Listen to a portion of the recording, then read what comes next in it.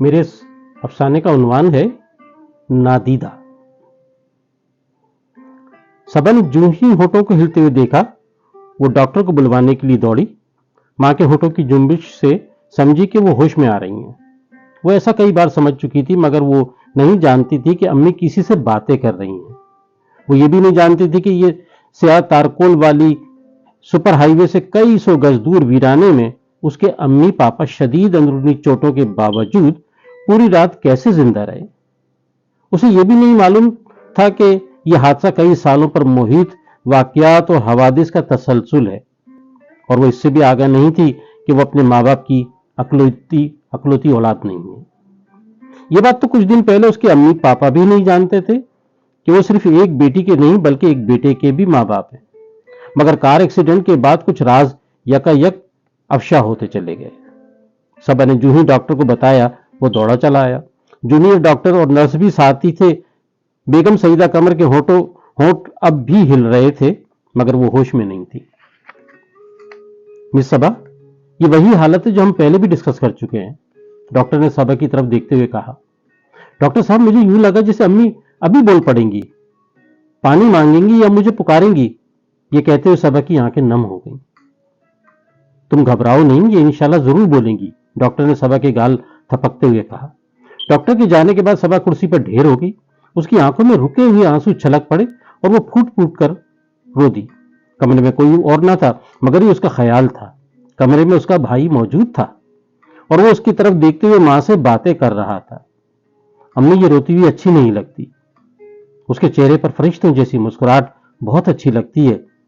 ایک بار سالگرہ پر پاپا سنگاپور سے اس کے لیے کھلونے لائے تھے، یہ بہت خوش ہوئی۔ اس دن میں نے اسے کچھ اس طرح پیار کیا کہ یہ محسوس کرے۔ اس نے محسوس کیا مگر ڈر گئی اور ساری خوشی خوف میں بدل گئی۔ پھر میں نے اسے کبھی یوں محسوس کرانے کی کوشش نہیں کی، لیکن شاید وہ دو دن بعد مجھے اس کو محسوس کروانا ہوگا۔ وہ اچانک خاموش ہو گیا، صبا کی طرف آیا، ہاتھ بڑھا کر صبا کے گال پر رکے آنسو کو چھوا، آنسو فرش پر گر پڑا۔ صبا گالوں کو صاف کرتے ہوئے اٹھ کھڑی ہوئی اور امی کے قریب آ کر انہیں غور سے دیکھنے لگی۔ ان کے ہونٹ اب بھی ہل رہے تھے مگر دکھائی نہ دینے والے جسم کی طرح آوازیں بھی انسنی ہو چکی تھی۔ سارم، 2 دن بعد کیوں؟ بیگم سیدہ قمر نے اپنے بیٹے سے پوچھا جسے وہ کچھ دنوں سے سارم پکار رہی تھی۔ چند روز پہلے سخت پتھریلی چٹان کی دوسری طرف گڑے میں اتری تباہ شدہ کار کی پچھلی نشست پر زخموں میں ڈوبی مگر مامتا بھری آواز میں پہلی بار سارم کہہ کر پکارا تو وہ حیران نہیں ہوا بلکہ بولا کہ میں جانتا ہوں کہ صبا کی پیدائش سے پہلے ڈاکٹر نے آپ کو غلط فہمی میں ڈال کر کہہ دیا کہ بیٹا ہے، تو آپ نے ہونے والے بیٹے کا نام سارم تجویز کیا تھا، مگر صبا ہوئی تو آپ حیران و پریشان اور ڈاکٹر شرمندہ تھی۔ تب پاپا نے آپ کو بہت حوصلہ دیا تھا، آپ کے ارد گرد منڈلاتے ہوئے میں یہ سب کچھ دیکھا کرتا تھا۔ سارم نے بیگم سیدہ قمر کے سوال کا کوئی جواب نہیں دیا، حالانکہ وہ چاہتا تھا کہ ماں کو بتا دے کہ 2 دن بعد آپ زندہ نہیں رہیں گی۔ وہ چاہتا تھا کہ یہ بھی بتا دے کہ پاپا کی ریڑھ کی ہڈی کے ٹوٹے ہوئے مہرے اب ٹھیک ہونے جیسے نہیں رہے، انہیں اگلے 3 برس اسی حالت میں گزارنا ہوں گے، مگر وہ خاموش رہا۔ وہ اکثر پلک جھپکتے لمحوں میں دیواروں، سیڑھیوں، کوریڈوروں اور بند دروازوں سے گزرتا ہوا ٹراما سینٹر میں سر سے بندھے وزن کی ساتھ کوما کی حالت میں لیٹے ہوئے پاپا کو دیکھتا اور ان کے ذہن پر سوالوں جوابوں کا بوجھ ڈالے بغیر اسی برق رفتاری سے لوٹ آتا۔ امی کی طرف وہ اپنے پاپا کو بھی بتا چکا تھا کہ وہ ان کا وہی بیٹا ہے جس کے بارے میں وہ کبھی سوچتے رہتے تھے۔ ماں باپ اور بیٹے کی یہ پہلی ملاقات اس وقت جب حادثے کے بعد ڈرائیور کی روح پرواز کر چکی تھی اور پچھلی نشست پر بیٹھے ہوئے قمر الزما اور بیگم سیدہ قمر کی سانس کی ڈور میں گرہیں پڑ جانے کی وجہ سے جھٹکے لگنے لگے۔ تب دونوں نے دیکھا کہ کار میں ایک چمکدار ہیولا اتر آیا ہے۔ اکڑتی سانسوں میں دونوں کو وہ ہیولا موت کا فرشتہ لگا، مگر وہ روح قبض کرنے کی بجائے ان سے باتیں کرنے لگا تو وہ ششدر رہ گئے۔ کار میں کسی تیسری آواز کی بازگشت کے بغیر تینوں باتیں کر رہے تھے۔ اگر کوئی دیکھتا تو وہ زخمیوں کو بڑبڑاتا ہوا پاتا۔ تم کون ہو؟ قمر الزما نے پوچھا تو ان کا لہجہ ریڑھ کی ہڈی کے ٹوٹے مہروں کی طرح ٹوٹا ہوا تھا۔ میں آپ کا بیٹا ہوں، ہیولے نے جواب دیا۔ بیٹا؟ दोनों जख्मियों ने हैरत से कहा, हमारा तो कोई बेटा नहीं है। ये बात दोनों ने हैरत से कही थी, लेकिन बेगम सईदा कमर के मुकाबले में कमरुज़्ज़मा की हैरत में शिद्दत ना थी। इस हालत में नहीं चाहता कि मैं आप पर पुरानी यादों का कोई बोझ डालूं। तुम साफ दिखाई क्यों नहीं दे रहे हो? मुझे इसकी इजाजत नहीं है। किसकी तरफ से? जिनके पास मैं रहता हूं। कौन है वो? आप ज्यादा परेशान ना हो, इस वक्त आपको तिबी इमदाद की जरूरत है। तो फिर कुछ करते क्यों नहीं? मेरी कोशिशों से कुछ नहीं होगा, सबसे पहले कोई मदद नहीं आएगी। तुम कोई मनफी नादीदा हो जो नहीं चाहता हमें इमदाद। कमरुज़्ज़मा को अचानक शदीद दर्द उठा था। मैं कोई शैतानी कुव्वत नहीं, आपका बेटा हूं। कोई बेटा नहीं, हम कैसे मान लें? हेला कमरुज़्ज़मा और बेगम सईदा कमर के बहुत नजदीक आ गया। चमकीला और रोशन धुआं उनके बदन से टकराया। ठंडक के शदीद एहसास से उन्हें हल्की सी फुरेरी आ गई। नर्म लतीफ ठंडा एहसास दोनों के वजूद में सरायत कर गया और फिर यादों के पर्दे पर मंजर चलने लगे। एक ही वाकया दोनों को अलग अलग हैरान कर रहा था। सईदा बेगम की यादों में मंजर ज्यादा ना थे, उन्हें तो बस इतना याद आया कि सबा की पैदाइश से पहले उनका घर इंसानों को निगलने और बदले में सोना उगलने लगा था। रफ्ता रफ्ता समंदर पार जाना, घर की दहलीज के पार जाना जैसा हो गया। उन्हीं दिनों उनकी तबीयत खराब रहने लगी। तशवीश के बावजूद कई माह तक जब करार ना आया तो एक मामूली सा ऑपरेशन और बस एक रसूली, मगर बच्चा। सारे मंजर पलक झपकते गायब हो गए। उनकी यादों में किस्सा बहुत महदूद था। वो हैरान थी कि एक माँ इतनी बेखबर कैसे हो सकती है। वो सोच में पड़ गए, लेकिन एक्सीडेंट के बाद अंदरूनी और बैरूनी चोटों ने पहले ही उन्हें रेजा रेजा कर रखा था। सोचने की ताकत वो कहां से लाती? वो तेज तेज सांसें लेने की कोशिश करने लगी, मगर जरा देर में हिम्मत जवाब दे गई। उन्हें बेटा पाना अच्छा लग रहा था, मगर जिसे छू न सके वो पाना कैसा? तब उनकी सांसें उखड़ने लगी। यकायक उन्हें लगा जैसे किसी ठंडे यख बस्ता हाथ ने उनके दिल को थाम लिया हो। लम्हे के 1000वें हिस्से में उनकी सांस हमवार होती चली गई। उन्हें गोना गो करार आ गया, मगर सईदा कमर के साथ बैठे, लेकिन दरवाजे की तरफ ढलके हुए और रीढ़ की हड्डी के मोहरों में फासला जैसी संगीन चोट का दर्द झेलने वाले कमरुज़्ज़मा के पास इस वाकये की कुछ ऐसी यादें थी जिन्हें दिमाग के किसी गोशे में इस तरह रखकर भूल गए थे जैसे समंदर से चुनी हुई सीपियां कोई बच्चा वही रेत में दबाकर भूल जाए, मगर अचानक पानी की तेज लहर रेत को अपने साथ बहाकर ले जाए और सारी सीपियां बाहर निकल आए।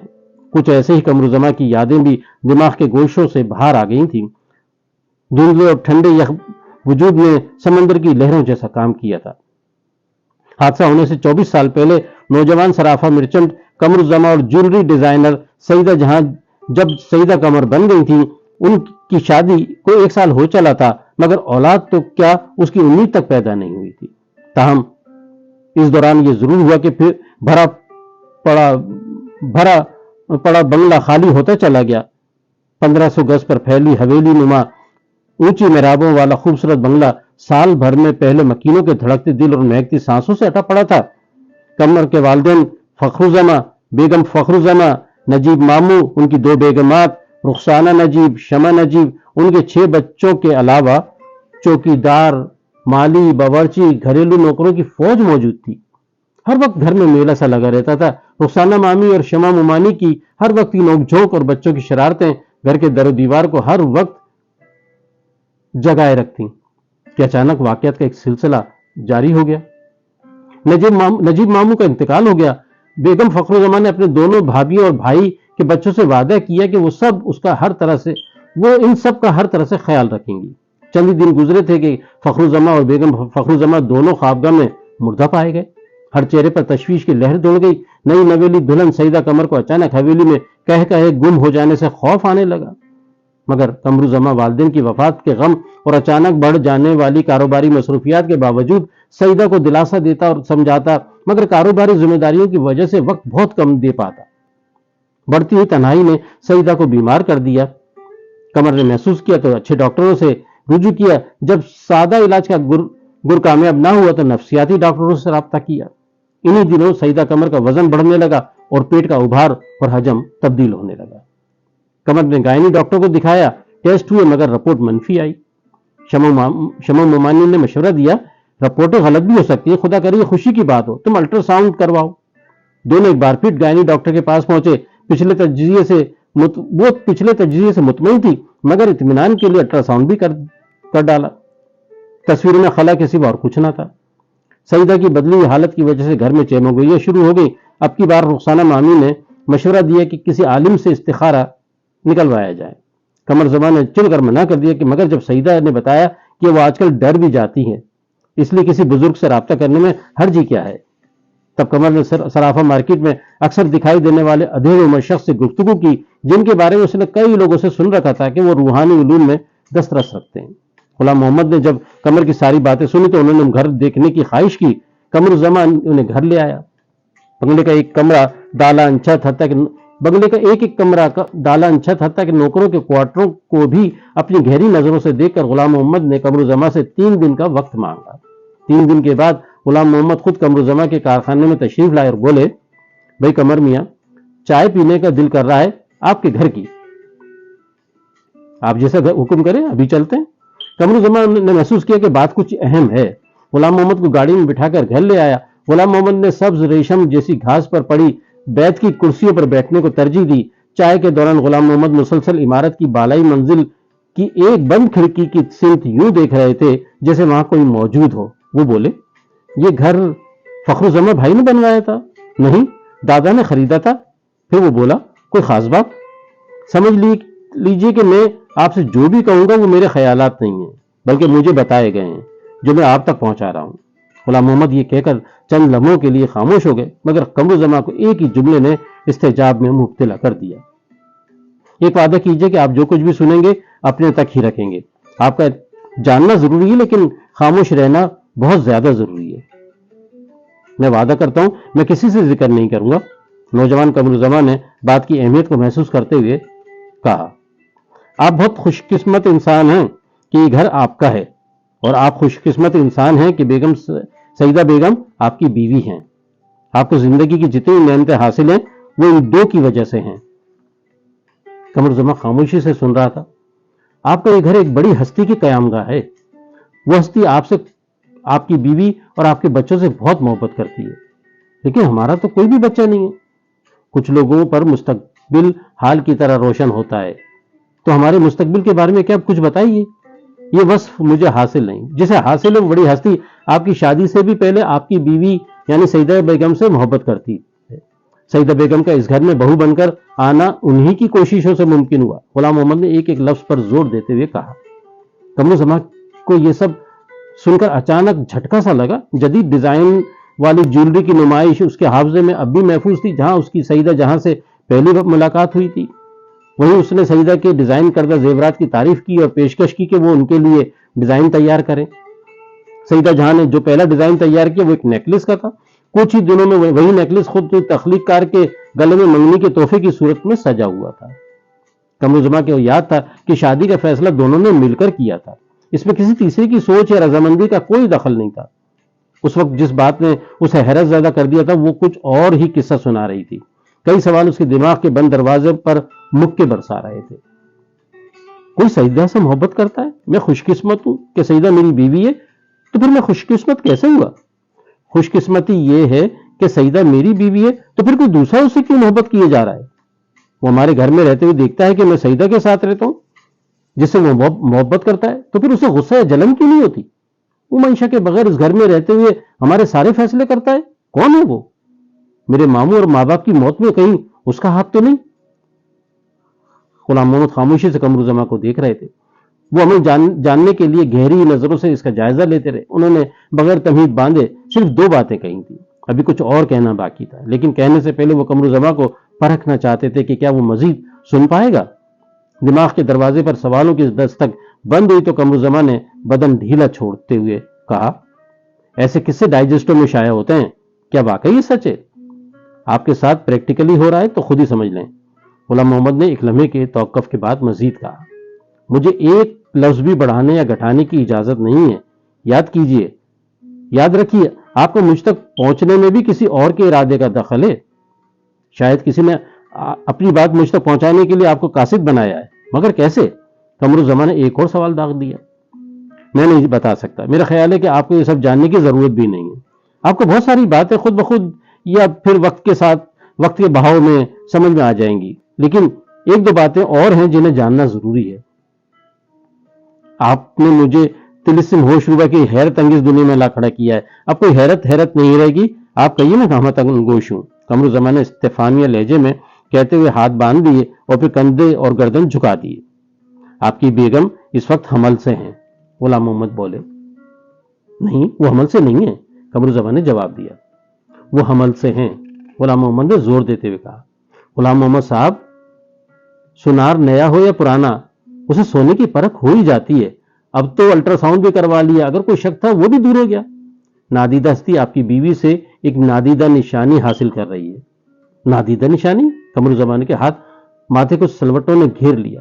جی ہاں, غلام محمد بولے. اس کا مطلب میری بیوی ایک ایسے نادیدہ بچے کو جنم دے گی جس کا باپ میں نہیں کوئی اور ہوگا. قمر الزمان نے کہی انکہی کا تانا بانا جوڑتے ہوئے کہا.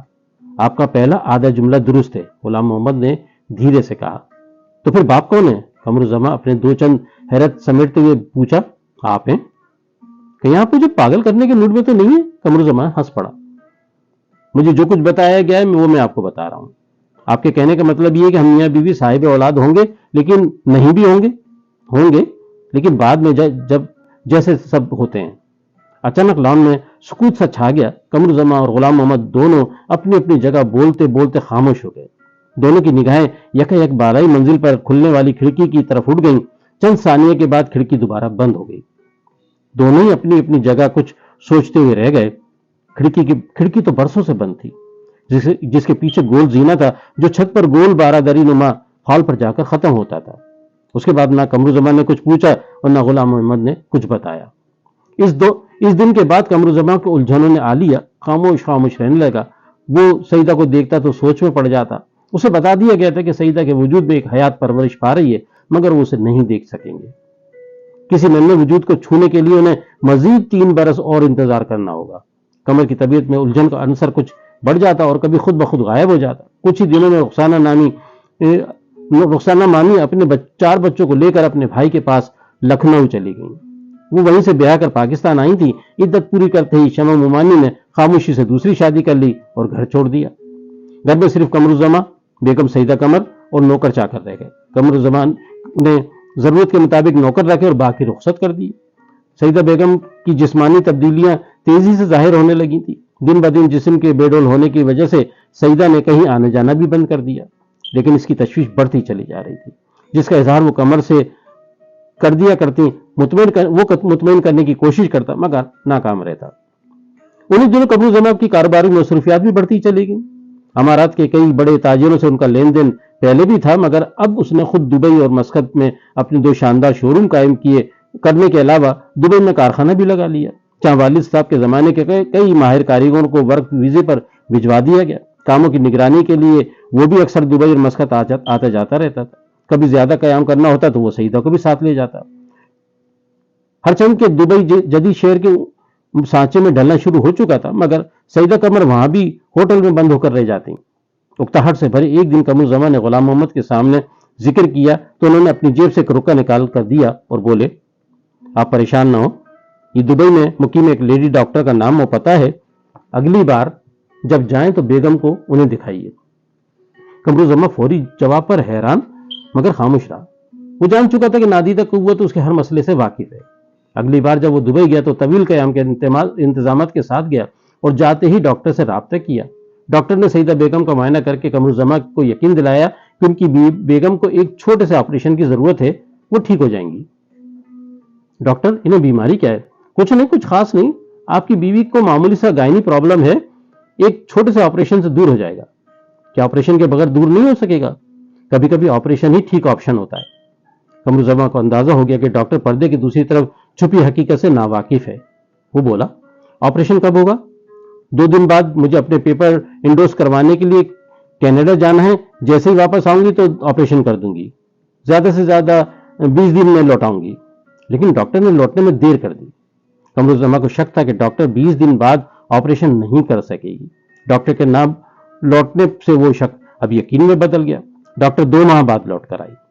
اس دوران کئی بار ایسا ہوا کہ سعیدہ بیگم کہ پریشان کن سوالوں کی وجہ سے قمر الزما کی زبان پر پڑے تالے کھلنے لگتے، مگر اچانک ایسا کچھ ہو جاتا کہ بات ادھوری رہ جاتی یا کسی اور سمت نکل جاتی۔ قمر الزما کی چھٹی حس اسے کسی اور کی موجودگی کا احساس دلاتی اور وہ سہم کر رہ جاتا۔ اسے کبھی کبھی لگتا کہ وہ کسی کے ہاتھوں میں کھلونا بن کر رہ گیا ہے یا اسے بے بس کر کے رکھ دیا گیا ہے، مگر وہ اس بات پر بھی حیران تھا کہ پچھلے چند ماہ میں کاروباری دنیا میں جو اس نے نام کمایا ہے اور جو قدر و منزلت حاصل ہوئی ہے وہ اس کے حلقہ احباب کو ششدر کر دینے کے لیے کافی ہے۔ وہ اکثر خود سے سوال کرتا ہے کہ سارے عمل کی قیمت کاروباری قدر و منزلت ہے یا یہ میری قسمت ہے جو اس دور میں چمکی ہے، جب کوئی میرے گھر کی کیاری میں کھلنے والے پھولوں میں سے کوئی ایک پھول چرا لینا چاہتا ہے، مگر جب کوئی جواب نہیں ملتا تو الجھن اور بڑھ جاتی اور وہ سوچنا چھوڑ دیتا۔ قمر الزما کو ڈاکٹر کے آنے کی جو ہی اطلاع ملی وہ سعیدہ کو لے کر اسپتال پہنچا۔ ڈاکٹر نے مریضہ کو ایڈمٹ کر لیا اور اگلے روز آپریشن کرنے کا اندیا دے دیا۔ دوسرے دن آپریشن کے بعد ڈاکٹر نے بتایا کہ جسم میں ایک رسولی نما گچھا تھا جسے نکال دیا گیا ہے۔ اب مریضہ بالکل ٹھیک ہے۔ قمر الزما یہ سن کر اور شیشے کے جار میں رکھی رسولی دیکھ کر حیران تھا۔ وہ سوچ میں پڑ گیا کہ اگر یہ سب رسولی تھی تو پھر بچہ کہاں گیا؟ اس نے چاہا کہ وہ ڈاکٹر کو بتائے کہ اس کی بیوی کے جسم میں بچہ ہونا چاہیے، رسولی نہیں، مگر وہ حیرت کی شدت میں کچھ پوچھ ہی نہ سکا کیونکہ رسولی کی ایک زندہ حقیقت کی صورت میں سامنے موجود تھی۔ تب اس نے سوچا کہ پاکستان جاتے ہی غلام محمد صاحب سے حقیقت اگلوائے گا۔ کچھ دن آرام کے بعد قمر الزما سعیدہ کو لے کر کراچی لوٹا تو اس نے غلام محمد سے رابطہ کرنے کی کوشش کی۔ مارکیٹ کے لوگوں نے بتایا کہ وہ نگینے لینے انڈیا گئے مگر اب تک لوٹے نہیں۔ قمر الزما کو دھیرے دھیرے یقین آتا چلا گیا کہ غلام محمد نے جو کچھ بتایا تھا وہ محض جھوٹ تھا۔ وقت کے ساتھ ساتھ واقعہ دھند میں لپٹتا چلا گیا۔ اس دوران کچھ کاروباری لوگوں سے پتہ چلا کہ غلام محمد کا انڈیا میں کسی بیماری کی وجہ سے انتقال ہو گیا ہے۔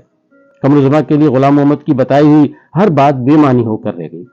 3 برس بعد جب صبا پیدا ہوئی تب بھی قمر الزما کو یاد نہیں آیا کہ غلام محمد نے ہی کہا تھا کہ 3 برس بعد آپ حقیقتاً صاحب اولاد ہو جائیں گے، کیونکہ واقع میں اجنبیت اور غیر حقیقی عنصر اس قدر شدت کے ساتھ موجود تھا کہ قمر الزما کے ذہن سے قصے کی ہلکی سی پرچھائی بھی آسانی سے کہیں گم ہو گئی۔ رات دھیرے دھیرے گزر رہی تھی۔ صبح کا دھندل کا چاروں طرف پھیلا تو پیٹرولنگ کرنے والی ٹریفک اسکواڈ کو بڑی سی گاڑی کی سڑک سے دور گڑھے میں لٹکی ہوئی دکھائی دی۔ اسکواڈ حرکت میں آ گیا اور دوپہر سے کچھ پہلے دونوں زخمیوں کو شہر کے ایک بڑے اسپتال میں منتقل کر دیا گیا، مگر حیرت انگیز طور پر ساری رات ہمت دکھانے اور ریزہ گمشدہ یادوں کو یکجا کرنے کی کوشش کرنے والے ادھیڑ عمر قمر الزما کا حوصلہ آپریشن تھیٹر تک آتے آتے جواب دے گیا اور وہ کوما میں چلے گئے۔ دوسری طرف بیگم سعیدہ قمر کے ساتھ اس کے برعکس ہوا۔ جس ٹھنڈے یخ بستہ ہاتھوں والے وجود نے ان کے دل کو تھام کر سانس کی ڈوری کو ہموار کر دیا تھا، وہ انہیں نیند بے ہوشی کی حالت میں اسپتال لے کر چلا آیا۔ بیگم سعیدہ قمر کو طبی امداد دی جا چکی تھی۔ پورے عمل کے دوران سارم کا ٹھنڈا یخ نادیدہ وجود ان کے ساتھ ساتھ تھا۔ دل میں لپٹی ہوئی ساری یادیں جو سارم نے قمر الزما پر جائے حادثہ پر منکشف کی تھیں، یہاں اپنی ماں سعیدہ قمر کے دماغ میں دھیرے دھیرے ابھارتا اور انہیں روشناس کرواتا رہا۔ اس دوران وہ مسلسل سارم سے باتیں بھی کرتی جا رہی تھی مگر ان کی آواز بے صوت تھی، صرف ہونٹوں کی جنبش دکھائی دے رہی تھی، جسے دیکھ کر صبا بار بار چونک اٹھتی اور ڈاکٹر کو خبر کرتی کہ امی ہوش میں آ رہی ہیں۔ وہ دیر دیر تک نہایت انہماک سے دیکھنے کے باوجود ڈاکٹروں کو کچھ سمجھ میں نہیں آ رہا تھا۔ وہ حیران تھے۔ غور سے دیکھنے کے بعد وہ اس نتیجے پر پہنچ چکے تھے کہ ہونٹ کپ کپاتے نہیں بلکہ باقاعدہ یوں حرکت کرتے ہیں جیسے وہ کچھ بول رہی ہو۔ کبھی کبھی وہ دیر تک جنبش ہی نہیں کرتے اور کبھی کبھی مسلسل کرتے چلے جاتے ہیں۔ یہ اس وقت ہوتا ہے جب وہ سارم سے ڈھیر سارے سوال کر رہی ہوتی اور برف کی طرح جمی ہوئی دھیمی آواز میں ان کے جواب دیا کرتا۔ دونوں مریضوں کو اسپتال میں آج تیسرا دن ہو چلا تھا۔ یہی وہ دن تھا جس کے بارے میں جاننے کے باوجود سارم اپنے پاپا اور ممی کو نہیں بتا پایا تھا۔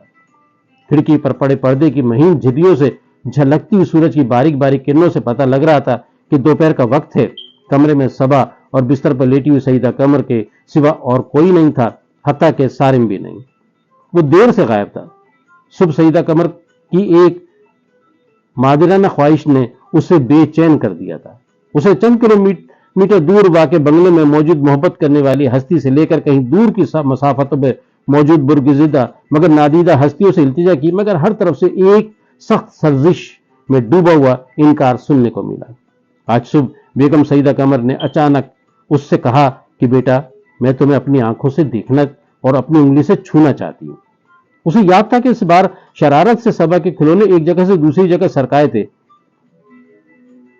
उसे याद था कि उसने बारहा शरारत से सबा के खिलौने एक जगह से दूसरी जगह सरकाए थे। उसे याद था कि उसने कई मरतबा अपनी अम्मी पापा के कमरे में रखी चीजों पर अपना लम्स छोड़ा था, दुपट्टे के पल्लू को हिलाया था, 7 साल सबा से बेध्यानी में दरवाजे की लॉक हो जाने वाली कुंडी को अपने हाथों से खोला था, जिसे अम्मी पापा ने सबा की जहानत पर दाल किया था। मगर आज उसकी तमाम इल्तिजाओं के बावजूद जवाब में कहा गया कि वो सब तुम्हारे सीखने और जानने और समझने के जमाने की बातें थी। अब तुम खुद नादीदा निजाम के मुमासिल हो। देर तक इधर उधर भटकने और कोई राह न पाने के बाद सारिम बंगले में लौट आया, जहां वो इस बुरगुजीदा हस्ती के साथ रहता था। सईदा कमर से बेइंतहा मोहब्बत करती थी, जो सईदा कमर से बेइंतहा मोहब्बत करती थी और जिसने उनके वजूद से जिंदगी के अलहदा निजाम और निजाम औकात वाला तोहफा हासिल किया था। सारिम की तरह वह हस्ती भी आगाह थी कि सईदा कमर हयात के लामतनाई सिलसिले में अपनी साहतों को शुमार कर चुकी हैं और फना होने के डर से छुटकारा पाने वाली हैं। वह हस्ती यह भी जानती थी कि जिंदगी की डोर से बंधी हुई पतंग की तरह सईदा कमर जूं ही निजात पाएंगी, सारिम से उनकी अजनबियत खुद ब खुद खत्म हो जाएगी। लेकिन मादी जिस्म में समाई हुई रूह की बेचैनी बाद वाली सूरत हाल से बहुत मुख्तलिफ, अजनबी और मुनफरिद थी कि कभी कभी रूह का नासुदगी के जाल में फंसकर हमेशा के लिए भटकती रह जाती है। वो जिससे मोहब्बत करते थे उसकी रूह को यूं बेचैन और नामुराद नहीं देख सकते थे, लिहाजा उन्होंने कड़े उसूलों से इनहराफ करते हुए सारिम को सईदा कमर की ख्वाहिश पूरी करने की इजाजत दे दी। पलक झपकते में सारिम अस्पताल के कमरे में मौजूद था। जो ही ठंडा यखबस्ता वजूद कमरे में उतरा, सईदा बेगम समझ गई। तुम कहां थे? मैं तुम्हें कब से पुकार रही हूं। बेगम सईदा कमर ने सारिम से पूछा। उनके होंठ हिले, जिन्हें सबा ने देखा। डॉक्टरों के बार बार समझाने के बावजूद मां के होठों की जुम्बिश सबा को बेकरार कर गई। वो तड़प कर उठी और मां के नजदीक चली आई। सारिम भी वहीं मौजूद था। उसने अपने हाथों में मां का हाथ थाम लिया। मां के हाथ पर बोसा देने के लिए थोड़ा सा वो खुद झुका और अपने नादीदा वजूद की ताकत से मां के थामे हुए हाथ को जुम्बिश दी। वो कामयाब हो गया, हाथ ऊपर उठने लगा, मगर सबा ने सिर्फ इतना देखा कि उसकी अम्मी के हाथ ने हरकत की है। हाथ ऊपर उठने लगा, उसके मुंह से चीख निकल गई। समझी कि उसकी अम्मी होश में आ रही हैं। उसने वहीं से डॉक्टर को पुकारा। आवाज कॉरिडोर में दूर तक चली गई। कुछ ही देर में डॉक्टर कमरे में मौजूद था। उसने भी देखा कि बेगम सईदा कमर का दायां हाथ हरकत कर रहा है। सारिम ने हाथ को बोसा दिया तो हाथ कुछ और ऊपर उठाया। सबा ने आगे बढ़कर अम्मी का हाथ थामा तो सारिम की नादीदा वजूद की ठंडक में नहा गई। वो अम्मी को होश आने की खुशी में रोए जा रही थी। इस इस्ना में डॉक्टर, नर्स और वार्ड बॉय मरीजा को मुकम्मल होश में लाने की तगदो में मसरूफ हो गए। सारिम मां के कुछ और नजदीक हो गया। अब उसकी एक हथेली मां के माथे पर और दूसरी सीने पर दिल की जगह पर रखी हुई थी। सबा को नर्स ने प्यार से अलहदा खड़ा कर दिया था और खुद नब्ज की रफ्तार और खून के फिशार को जांचने में मसरूफ हो गई। इस दौरान बेगम सईदा कमर की आंखों के पपोटों में जुम्बिश हुई। वो होश में आ रही थी। फिर उनके होंठ हरकत करने लगे। कमरे में मौजूद हर शख्स के कानों से मरीजा की कई रोज से गुमशुदा आवाज टकराई, सारिम, सारिम। वो दोबारा बोली। ये सारिम कौन है? डॉक्टर ने सबा से पूछा। इसे जल्दी बुलाओ। सारिम तो किसी का नाम नहीं है, सबा ने हैरत से जवाब दिया। ये किसी सारिम को पुकार रही हैं। आपके घर या रिश्तेदारों में किसी को प्यार से सारिम कहते होंगे, डॉक्टर ने वजाहत करते हुए कहा। मैं तो किसी सारिम को नहीं जानती। ये कहते हुए सबा के दिमाग में कूंदा सा लपका। वो बोली, डॉक्टर साहब, कहीं हादसे की वजह से अम्मी के दिमाग में चोट या फिर याददाश्त का मसला? जब डॉक्टर ने उसकी बात पर ध्यान नहीं दिया तो वो अपनी अम्मी का हाथ थामकर उनसे बोली, अम्मी, मैं आपकी बेटी सबा आपके सामने हूं। बेगम सईदा कमर ने सबा की तरफ देखा, मगर दूसरे ही लम्हे उनकी नजरें खला में कहीं और अटक गईं। जरा देर पहले सबा से शनासाई की लहर यक बेयकीनी में तब्दील हो गई और नकाहत भरी हैरत से बोली, तुम सारिम हो? नहीं अम्मी, मैं सबा हूं। प्लीज आप मुझे पहचानिए। ये कहते सबा रो पड़ी। सबा के साथ खड़े सारिम ने धीरे से गर्दन हिलाई। मगर बेगम सईदा कमर की हैरत और बेयकीनी में कोई कमी नहीं आई। उन्होंने सारिम का जो खाका बनाया था वो उससे कतई मुख्तलिफ था। उनके सामने सबा से भी 3 साल बड़ा कोई नौजवान नहीं बल्कि एक नौमौलूद बच्चा था। दर हकीकत बेगम सईदा कमर मुख्तलिफ दुनियाओं की मुतनव्वर निज़ामुल औकात और माहौसाल की अलहदा शुमारियात से वाकिफ ही नहीं थी। दूसरी तरफ सारिम भी कुछ बताने से कासिर था। वो खामोशी से देख रहा था। अचानक हैरतों में लिपटी हुई बेगम सईदा कमर की सांस उखड़ने लगी। सबा रोते हुए चिल्लाई, अम्मी। सारिम आने वाली सातों और उन्मा होने वाले हादसों से वाकिफ था, मगर बेगम सईदा कमर की हैरत में डूबी बेयकीनी को समझ नहीं पा रहा था। बेगम सईदा कमर की आंखों में धीरे धीरे धुंध उतरने लगी। उनकी आंखों में हैरत कटोरे की मुंजमद बर्फ की बीच साकित किसी मक्खी की तरह जम कर रह गई।